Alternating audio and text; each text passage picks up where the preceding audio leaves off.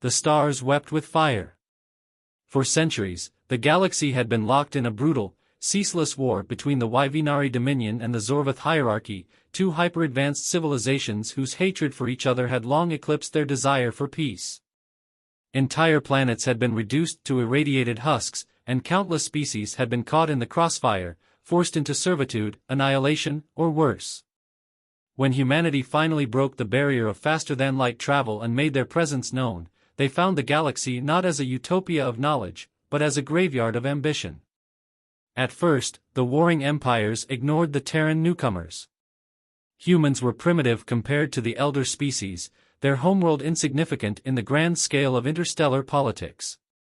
But humans were also persistent, stubborn creatures who refused to sit idly by while the stars drowned in blood. And so, the United Terran Federation, UTF, made a fateful decision: they would end the war. Not by taking sides. Not by conquest. But by something far more audacious: diplomacy. The galaxy does not need another empire. It needs a mediator. That was the declaration made by Admiral Elias Cade, the highest-ranking officer of the UTF, during humanity's first official transmission to the galaxy's war-torn factions. His message was met with laughter, scorn, and open threats. The Yvinari called humanity naive. The Zorvath saw them as an inconvenience to be crushed. But Cade did not flinch. A daring plan was already in motion. The catalyst: outrage at the edge of the galaxy. One fateful day, an incident occurred on the barren moon of Valairos 9, a backwater mining outpost where desperate refugees from both factions sought shelter. A small UTF diplomatic envoy had been stationed there to oversee humanitarian efforts. They had no weapons, only supplies and good intentions. That did not stop the Zorvath from sending a dreadnought to wipe the colony from existence. The justification? They harbor the weak, the deserters. Mercy is a disease. The UTF's response? Over our dead bodies. As the Zorvath warship descended upon Valairos 9, the diplomats refused to evacuate. Every human ship in the sector, from civilian freighters to military cruisers, raced to the moon's defense, not to engage in war, but to physically block the attack with their own hulls. The Zorvath commander scoffed. Then die screaming. They fired. But the shots never landed. In an act of unprecedented defiance, an ancient Yvinari battlecruiser, a ship that should have been long decommissioned, rose from the surface of Valairos 9 and intercepted the bombardment. Shields flared, energy bolts ricocheted, and suddenly, the Zorvath fleet found itself under attack. By a Yvinari captain who had once been a sworn enemy. The galaxy watched in stunned silence as something unthinkable happened. A warrior of the Yvinari Dominion had chosen to defend humans over his own people's old grudges.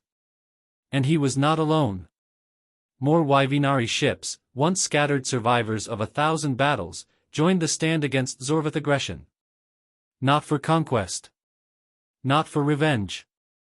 For peace. The spark that would ignite the future. Word of the event spread like wildfire. The humans had done what no one else in the galaxy had dared to attempt: they had broken the cycle. They had given even the most hardened warriors a reason to question their leaders, their war, and their hatred. Admiral Cade seized the moment. This war ends. Not in fire, not in blood, but in the forging of something greater. The galaxy held its breath. And for the first time in 1,000 years, peace was no longer just a dream. It was a possibility. The aftermath of the battle at Valairos 9 left the galaxy in a state of fragile uncertainty. The Zorvath fleet withdrew, unwilling to risk further conflict in the face of the unexpected alliance between the humans and Yvinari. Despite the chaos of the initial confrontation, the moment had planted a seed in the hearts of many across the cosmos. For the first time in centuries, there was a glimmer of hope that peace might be possible, and it came not from the oldest powers of the galaxy, but from humanity, an untested species with no place in the Great War. In the wake of the battle, the UTF began a daring diplomatic offensive. Admiral Cade, once a commander of military fleets, now became the galaxy's most unexpected peace broker. His office was flooded with messages, some supportive, some hostile, but all of them carrying one thing in common: doubt. Humans are too young to understand the intricacies of galactic politics. You have no experience. This war is ancient. Your attempts are futile. Yet amidst the criticism, Cade's resolve only strengthened. Humanity's approach was different. Where the established powers had failed, they would succeed. But to do so, they needed something no one had managed to obtain in millennia: trust. The first step was to form a neutral assembly, a council that would bring together representatives from all factions, even the most war-hardened ones. No longer would the galaxy be divided by empires. It would be united under one banner: the pursuit of lasting peace.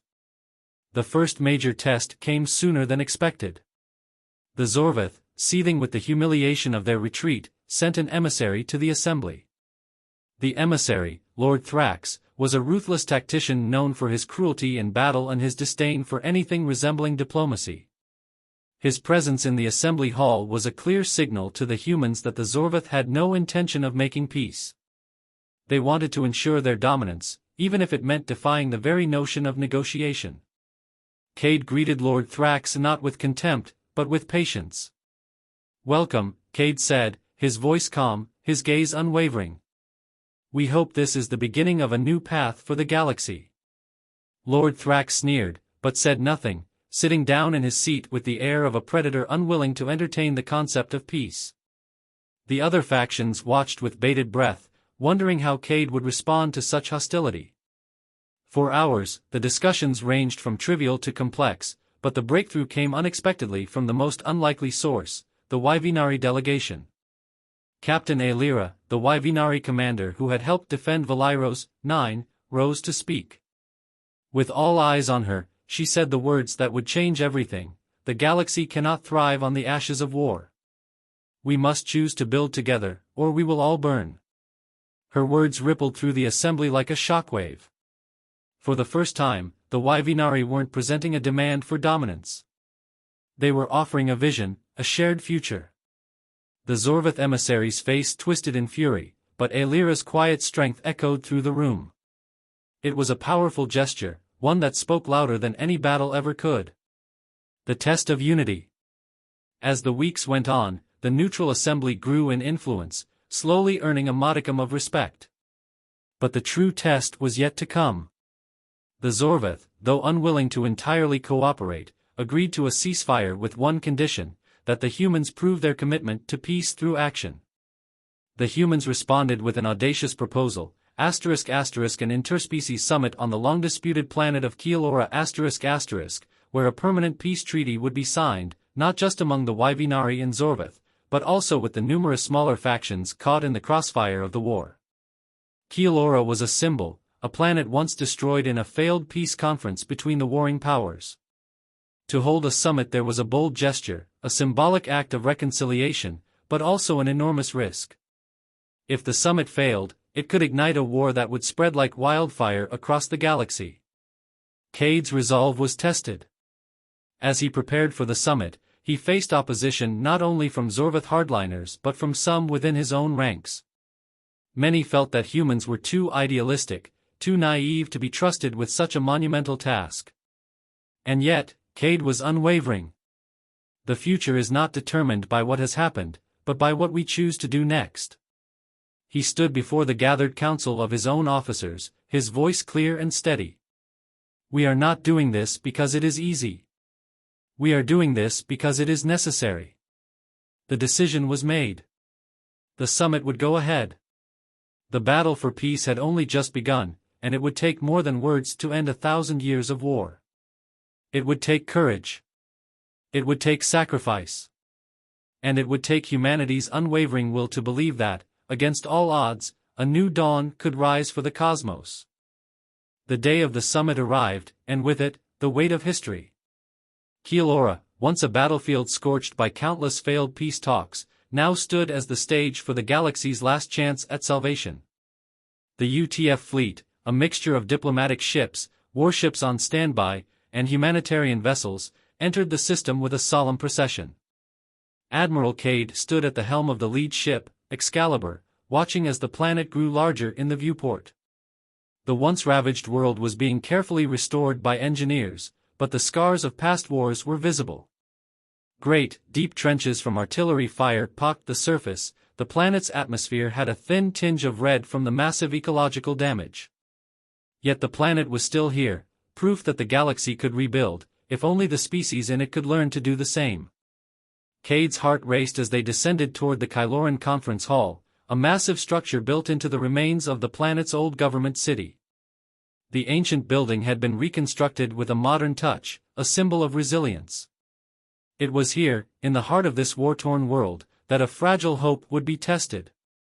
As the delegates arrived, Cade could sense the tension. Each faction was wary, distrustful of the others, but all had agreed to come, if only to satisfy their need to appear cooperative.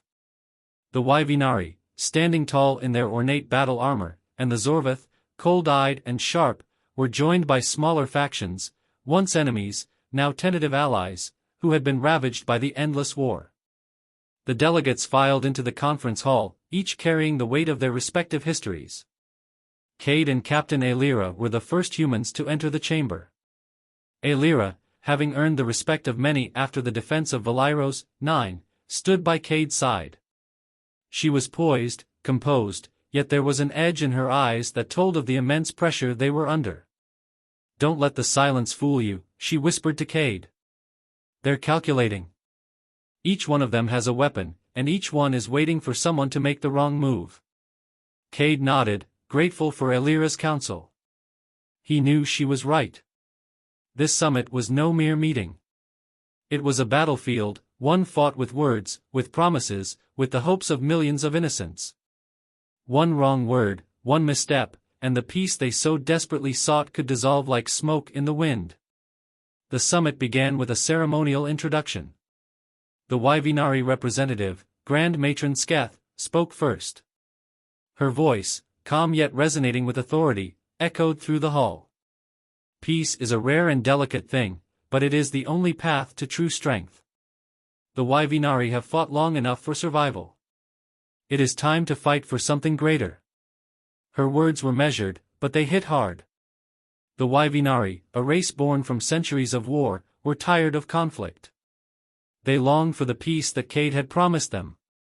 They had suffered the cost of their own empire's hunger, and many of them were beginning to understand that there was more to life than domination. Next, the Zorvath emissary, Lord Thrax, stood. His broad frame filled the hall, his eyes narrow and calculating as he surveyed the others. He was the most powerful figure present, and he knew it. "You speak of peace," Thrax growled, his voice like the rumble of distant thunder. "But peace is not won by words. It is won by strength, by power. Power is the only language the galaxy understands." The room held its breath. The Zorvath were the most militant of the factions present, and their warlike nature made them a constant threat. If Lord Thrax had his way, the summit would fail, and the war would continue unabated. Cade stepped forward, his calm demeanor a stark contrast to Thrax's hostility. "Power without purpose leads to destruction," Cade said, his voice unwavering. "The power we wield as humans is not meant to crush, but to build. The time for dominance is over. The time for unity has come." There was a long silence. Cade could feel the weight of every eye on him. His words were not just a challenge to Thrax, but to all of them, Yvinari, Zorvath, and the smaller factions. He was daring them to believe in something more than war. The first few hours of the summit were filled with careful negotiations, with each faction presenting their demands. The Yvinari sought reparations for the destruction caused by the war. The Zorvath wanted assurances that their military might would not be threatened. And the smaller factions, caught in the crossfire, demanded a say in the future of the galaxy. But as the talks wore on, something unexpected began to happen. Slowly, one by one, delegates from all sides began to speak more openly, to acknowledge the damage their races had caused. It was a fragile step, a tentative moment of self-reflection. The idea of peace, once considered naive, began to gain traction. The pivotal moment came when Aelira, unexpectedly, spoke up. Her words were simple but powerful. We have all lost. No one in this room can claim victory in this war. The only way to win now is to share the future. It was a statement that cut through the politics of the room. No one had expected a Yvinari to say such a thing. But the words resonated, striking at the heart of what Cade had been hoping for, ***, the recognition that peace, real peace, could only be achieved if they were willing to let go of their pasts, ***. The summit was far from over, and the road to peace would be long and fraught with challenges. But for the first time in millennia, the galaxy's most powerful factions were beginning to listen, not to the language of war, but to the language of hope. As the summit on Keelora progressed, the atmosphere shifted from hostile distrust to something much more fragile, hope. It was not yet peace, not yet unity, but it was a beginning. The representatives from the Yvinari and Zorvath, once implacable enemies, were now engaged in serious conversations with humanity about the future. The smaller factions, the neutral parties, found themselves drawn into this newfound dialogue, cautiously optimistic about the potential for change. But as Cade watched the conference unfold, he knew something remained in the shadows, a force unseen, yet undeniably present, pulling at the edges of the fragile peace they were trying to build. The galaxy's ancient powers, the ones who had sustained the endless war, were not going to give up their reins so easily. There were forces at play who had more to gain from keeping the galaxy in chaos than from letting it heal. Cade had received reports from his intelligence division, quiet whispers from spies and informants in the darker corners of the galaxy, warning of an insidious force growing in strength. A group, once thought dormant, was stirring again. They called themselves the Nihilum, a shadow organization composed of mercenaries, exiled warlords, and even rogue factions of the Zorvath and Yvinari who refused to accept the idea of peace. Their goal was simple: maintain the chaos. If the galaxy came together, their power would be diminished. If the war ended, they would lose their hold on vast swathes of territory and resources. Cade, alongside Aelira and his most trusted advisors, gathered in a quiet war room aboard the Excalibur. The holographic displays flickered as they ran through the latest intelligence reports. "They're targeting key infrastructure," Cade said, his voice low but urgent. "Military bases, transport routes, and supply depots, anything we've worked so hard to secure since the summit began." Aelira frowned, her sharp Yvinari features etched with concern. "They're not just fighting for territory. They want to break the momentum we've gained. The peace we're building, it's a threat to them. If they can strike hard enough, they'll push us back to square one." "Exactly," Cade replied, his mind already working through potential countermeasures. "We've seen the signs before: unexplained attacks on civilian ships, sabotage at outposts, now this. The Nihilum are trying to fracture the peace before it takes root." But the real danger, as Cade quickly realized, was not just the Nihilum's direct actions. It was their ability to manipulate perceptions. They knew how to exploit the deep-seated fears and prejudices that still lingered within each faction. If they could fan the flames of distrust, convince the Yvinari that the Zorvath were plotting to crush them, or whisper to the Zorvath that the Yvinari were preparing to turn on them, the peace talks would collapse in an instant. As the days passed, Cade and Aelira began to realize the full scale of the threat. The Nihilum were not just a small fringe group, they were well-connected, insidious, and adept at sowing division. Worse, they had allies in unexpected places, dissenters within the neutral factions, agents within the council itself, even among the diplomats who had appeared to support peace. Cade's mind raced. He knew they had to act quickly, but with the summit in full swing, any overt military intervention would risk sending the message that the galaxy wasn't ready for peace after all. The delicate balance they had achieved would shatter. There was only one course of action left: covert operations. "Get in touch with the Black Ops Division," Cade ordered. "I want every one of them deployed quietly. We can't let the Nihilum attack us directly. If we do, we'll give them the chaos they want. We need to eliminate the threat from within, before they strike at the heart of the peace talks." Aelira nodded in agreement. "And what about the council? The summit itself?" "We keep moving forward," Cade replied firmly. "We don't let them dictate the terms. We have the support of the majority, most of the factions are genuinely interested in peace. If we can protect them from these hidden threats, the momentum will stay on our side. It was a dangerous game. The Nihilim were clever, elusive, and willing to fight dirty. Cade had no illusions about how ruthless they could be. The peace he was fighting for now had to be defended not only from the open warlords of the galaxy, but from those who lurked in the shadows, pulling strings without ever being seen. As the Excalibur moved into its new position, preparing for the covert operations to begin, a message came through from the Zorvath delegation. It was brief, but its implications were clear. They knew something was wrong. "Admiral," said the voice over the comms. "We've received intelligence that there may be a traitor within our ranks. Someone is attempting to sabotage the peace talks." Cade's blood ran cold. The Nihilim had already infiltrated the highest levels. With that single message, everything changed. The summit, the tenuous peace, everything was at risk. But Cade knew one thing: he had to act quickly.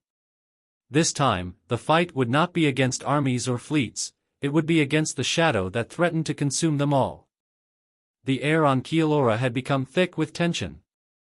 The summit continued in earnest, but the undercurrent of suspicion was growing.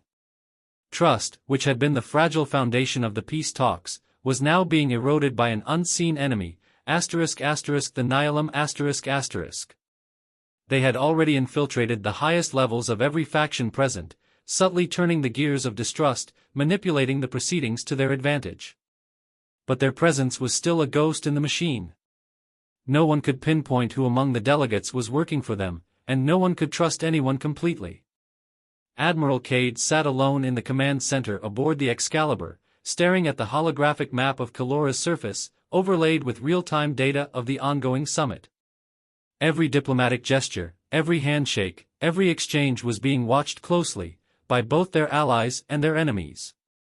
He rubbed his eyes, exhaustion weighing on him, but his mind never stopped working. Aelira had been busy working with the Yvinari intelligence officers, trying to track the hidden threats within the assembly. They had already identified several minor sabotage attempts, undetected explosives in supply caches, poisoned food intended for high-profile delegates, but it was clear that the Nihilim were moving too quickly and silently for any one faction to effectively deal with. Cade's thoughts were interrupted by a sudden transmission. It was from a trusted contact within the Zorvath delegation, General Tirek an officer known for his ruthlessness but also his commitment to the Zorvath cause. "Admiral, I need to speak with you immediately." "This is urgent," Tirek's voice crackled through the comms, urgent and low. "The Nihilim are already inside. I've intercepted communications. Someone in our ranks is working with them, and they plan to strike tonight." Cade's pulse quickened. The situation was unraveling faster than he could have anticipated. "We've been expecting something like this. Do you know who's involved?" Tirek hesitated. "Not exactly. But there are factions within our own people who oppose peace. They'll stop at nothing to sabotage these talks. You've got to act quickly." Cade's mind raced. He could not afford to wait for more evidence. If the Nihilim were poised to strike that night, they would be moving in the shadows, striking at the heart of the summit, where it would be most devastating. "Prepare your men," Cade said, his voice cutting through the static of the comm. "We need to root them out before they can carry out whatever plan they have. We'll have no more chances after this." As soon as the communication ended, Cade activated a secure line to Aelira. Her Yvinari military mind was sharp, and Cade needed her expertise in this covert war within the summit. "We've got a problem," he said as she answered. "The Nihilim are already inside, and they're planning something tonight." Tirek just confirmed it. Aelira's expression darkened. "Then we've run out of time. The summit can't afford to pause for another attack. If the Nihilim strike now, it's over. The galaxy will fracture. I need you to rally the Yvinari forces and those we can trust in the assembly. We need to secure the building and find out who's behind this before it's too late," Cade ordered. "Understood," Aelira said, her voice cold with determination. "I'll get to work immediately." We may not be able to stop them from striking, but we can stop them from succeeding. As Cade ended the transmission, a chilling thought crossed his mind. What if the Nihilum had already succeeded? What if the divisions they were sowing had already taken root within the Council itself? The summit's progress depended on the cooperation of all factions, and any betrayal could destroy everything. The gathering storm. That night, the conference hall of the Kyloran complex stood bathed in artificial light, its grand interior a stark contrast to the darkness outside. The delegates, unaware of the impending danger, gathered once more to continue their discussions. The heavy doors of the assembly room opened, and Admiral Cade, flanked by Aelira and Tyrek, entered quietly, their presence a subtle warning to the assembly. Cade stepped to the front, his gaze sweeping across the room. It was a familiar sight now, each faction, each representative watching one another with suspicion, their every movement scrutinized. Tonight, Cade began, we are not just here to talk of peace. We are here to protect it. For too long, forces have worked in the shadows to destroy what we've built. The Nihilum will stop at nothing to undo this summit, to turn the galaxy back into a war zone. Gasps rippled through the room. The assembled factions shifted nervously in their seats, whispers spreading like wildfire. Cade could feel the weight of their eyes, some of them incredulous, others fearful. Aelira stood at his side, her eyes scanning the room. This is not a threat, this is a promise, she said, her voice cutting through the tension. We will find those who seek to destroy what we've built. If you are here to sabotage this peace, then know this, we are watching. For a moment, the room was still. No one spoke. No one moved. And then, the lights flickered. The tension in the room became palpable as murmurs of confusion grew. It was then that Cade knew, the Nihilum had already made their move. Suddenly, a loud explosion echoed through the corridors, followed by a scream. Someone had tried to assassinate one of the delegates. The chaos was immediate. Panic spread through the chamber like wildfire, but Cade was ready. He turned to Aelira. Move out. Now. And just like that, the fragile peace that humanity had fought for was thrust into its greatest test yet. The explosion rocked the Kyloran conference hall, sending a wave of panic through the delegates. Screams echoed off the high ceilings as people scrambled for cover, the peace they had come so close to achieving now hanging by a thread.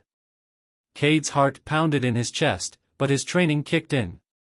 He couldn't afford to let fear take over, not now, not when everything they had fought for was at risk.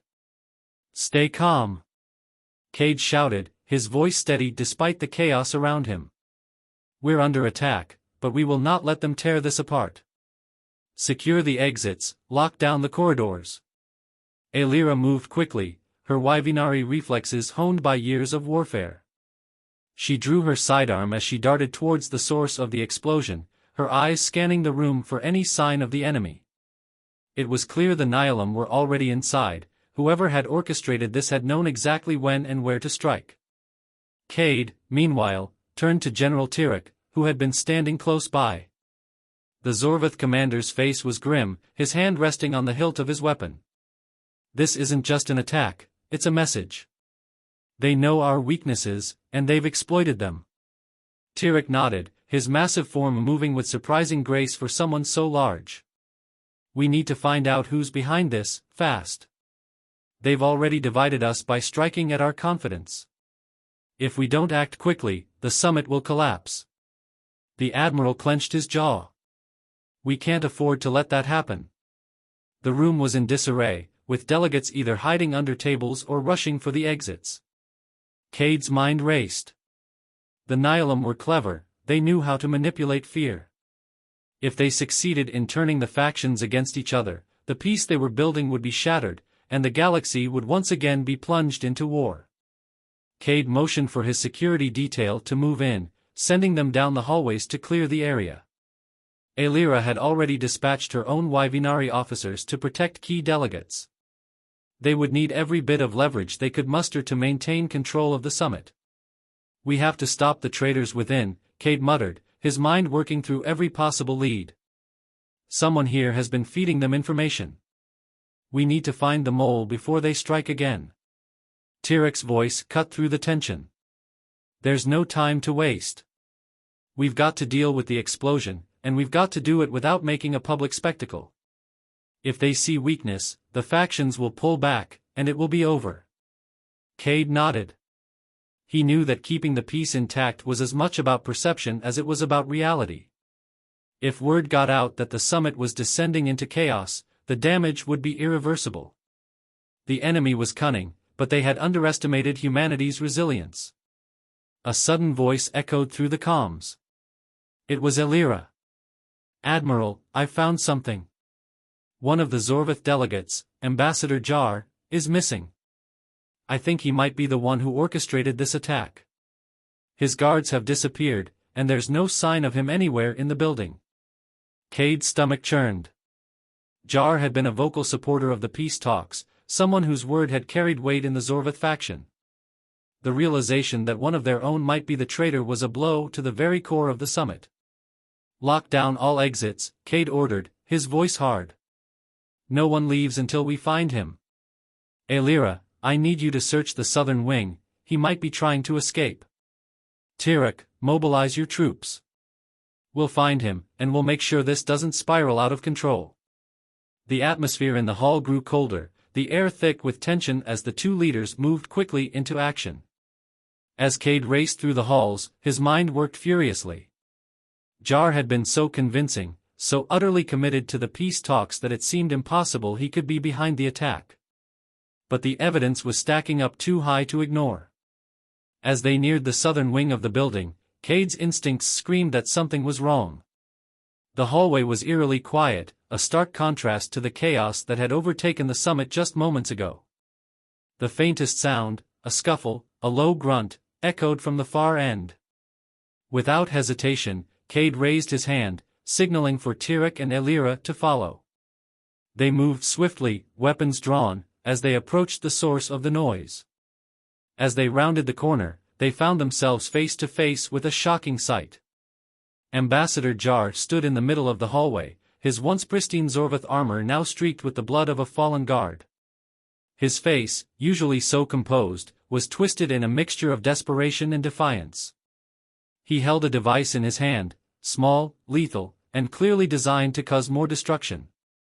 You shouldn't have come, Jar snarled, his voice low but filled with venom. You've seen too much. Now, you'll pay for your meddling. Cade's mind raced. The Nihilum had been inside all along, and now, they had their hands on one of the highest-ranking delegates. The peace talks weren't just under threat, they were a mere breath away from crumbling entirely. Elira stepped forward, her voice unwavering. You've betrayed us all, Jar. You've betrayed your people, your honor, and the future of the galaxy. With a sudden, violent motion, Jar activated the device in his hand. A pulse of energy shot out, sending a shockwave through the hall. But Cade and Elira were faster. They dove to the side as the explosion rocked the corridor. It wasn't the end, but it was a step closer to finding out just how deep the treachery ran. The explosion rattled the halls of the Kyloran conference, throwing Cade and Elira to the ground, but they were not out of the fight yet. The blast, while powerful, had only weakened the walls of the corridor, not shattered them completely. There was no time to linger on the damage. Cade's heart raced as he pulled himself to his feet, his ears ringing, but his focus never wavered. Keep moving, he barked, signaling Tirek and his troops to advance. The Zorvath commander, ever the stoic leader, gestured for his men to fan out and clear the area. Elira, brushing dust from her armor, glanced toward Cade with a determined nod. We'll find him, she said, her voice unwavering, though the sharpness of their pursuit was evident. Jar can't get away. As the team moved deeper into the facility, Cade's mind was sharp, calculating. Jar's betrayal had shocked them all, but it was only one piece of a much larger puzzle. The Nihilum had infiltrated every level of the peace talks, manipulating everything from the shadows. There were no easy solutions, no simple answers. The adrenaline pumping through his veins only fueled his determination. If this was the endgame, if Jar truly was the key to the Nihilum's web of sabotage, then Cade would not let them win. The chase for the traitor. The pursuit was tense, the corridors now a labyrinth of concrete and metal. Cade's eyes darted between each turn and doorway, his team methodically clearing every space. The sounds of footsteps echoing through the hall were the only noise, punctuated by the occasional clang of equipment or the distant hum of security systems kicking into place.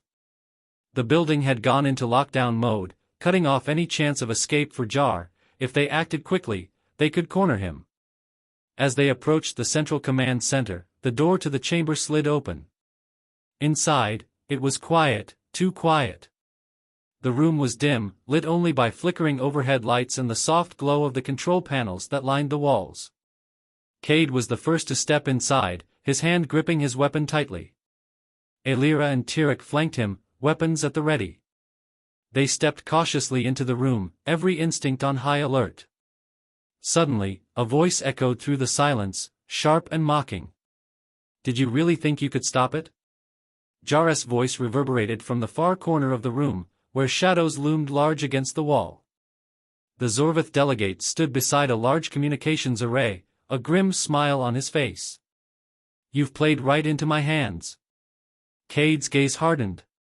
"You've betrayed everything this summit stands for, Jar. You've put the lives of billions at risk. The galaxy is watching, and your treachery will not go unpunished." Jar's smile faded slightly, but his eyes were filled with cold resolve. "I'm not the one who betrayed you, Admiral.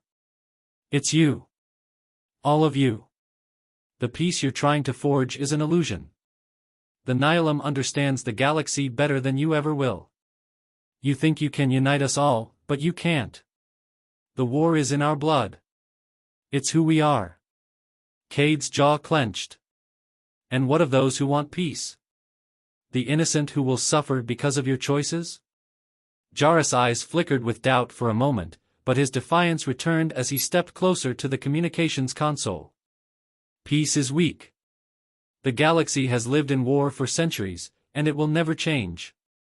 I've done what I must to stop it." Aelira raised her weapon, her voice steely. "You're wrong. This war ends tonight. We will stop the Nihilum, and we will stop you." Before Jar could react, Cade lunged forward, tackling him away from the device. The two men collided hard against the floor, but Cade's grip was iron-tight, his training and resolve pushing him forward. Jar struggled beneath him, trying to break free, but Cade was relentless. "Your time is over," Cade muttered, pulling out a restraining cuff. As Jar thrashed beneath him, the Admiral's voice rang out sharply. "Tyrek! Secure the console. Aelira, stop the transmission." It was clear now, Jar hadn't just planned an attack. He had been broadcasting live to the Nihilum, calling in reinforcements, rallying the shadows to strike. But now, with his capture, the transmission was cut off. Tyrek moved swiftly to the console, smashing it with a single blow, while Aelira moved to secure the comms room. They had thwarted Jar's final bid for sabotage, but they all knew the Nihilum wouldn't give up that easily. The threat was far from over. The reckoning ****. As the dust settled, the summit resumed, albeit in a much more guarded and wary manner. The peace talks, while shaken by the events of that night, had not been entirely destroyed. Cade stood in front of the gathered delegates once more, the weight of everything hanging heavy on his shoulders. Jar was in custody, his betrayal exposed, but it had come at a high cost. The confidence that the delegates once had was now fractured, and it would take time to rebuild the fragile trust that remained. "We've faced darkness together," Cade said, his voice echoing across the chamber. "We've survived the chaos, and we will rebuild from here. We cannot allow the Nihilum, or any force, to tear us apart. This is our future, and we will fight for it." The delegates, though shaken, stood tall. Humanity, the Yvinari, the Zorvath, and the others had been tested, and while their unity had faltered in the face of treachery, it had not broken. In that moment, Cade knew that despite the setbacks, despite the challenges that lay ahead, they would succeed. The galaxy had chosen its path, and it was one of peace. As the summit concluded, a new dawn began to break over the galaxy, a dawn where humanity, along with its allies, would stand strong, not just as survivors of war, but as the architects of a new, unified cosmos.